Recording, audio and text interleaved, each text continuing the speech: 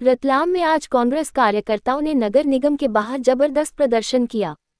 जैसे ही नगर निगम सम्मेलन शुरू हुआ, कांग्रेस पार्षद दल ने सब्जियों की टोकरियों के साथ सदन में प्रवेश किया और जमकर नारेबाजी की।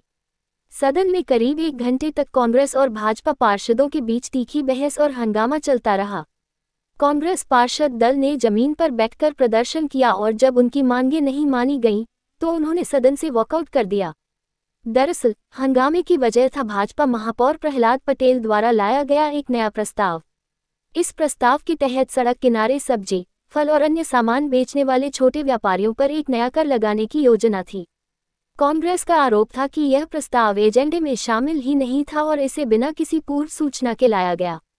नगर निगम के बाहर पहले कांग्रेस ने ठेला सब्जी विक्रेताओं के साथ धरना दिया और फिर सम्मेलन में हंगामा किया। कांग्रेस नेता प्रतिपक्ष शांतिलाल वर्मा ने स्पष्ट कहा कि यह कर गरीबों पर अन्याय है और अगर इसे वापस नहीं लिया गया तो कांग्रेस और उग्र आंदोलन करेगी।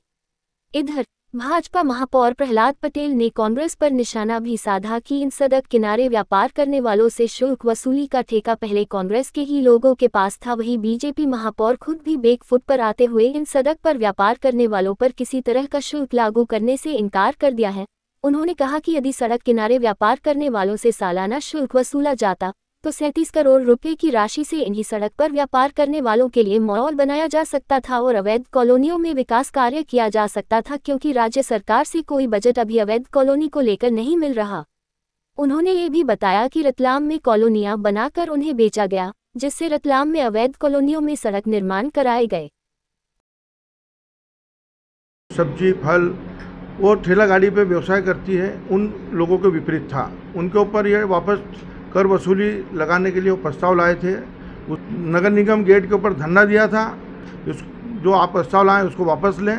उसी बात को लेकर हम सदन में अभी जब परिषद चालू हुई तो उसमें पार्षद दल ने वापस अपना पुनः वही बात दोहराई, प्रस्ताव लाए और उसको इन कैन पास करा कि आप गरीबों के ऊपर 50 रुपये 100 रुपये प्रतिदिन का जो कर भार बोझ डाल रहे हैं वो गलत है। अगर ये प्रस्ताव पुनः वापस नहीं लेते हैं तो हम वापस सड़कों के ऊपर आंदोलन करेगी कांग्रेस।